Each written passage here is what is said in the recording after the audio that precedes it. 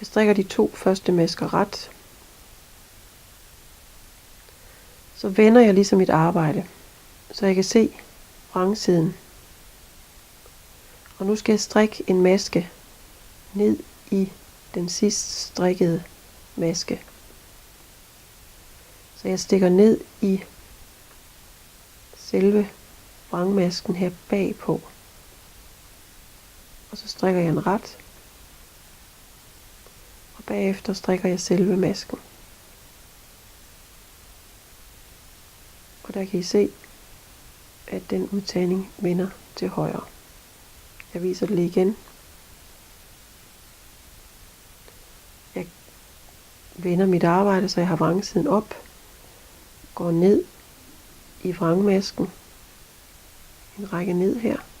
Strikker en ret. Vender og strikker selve masken.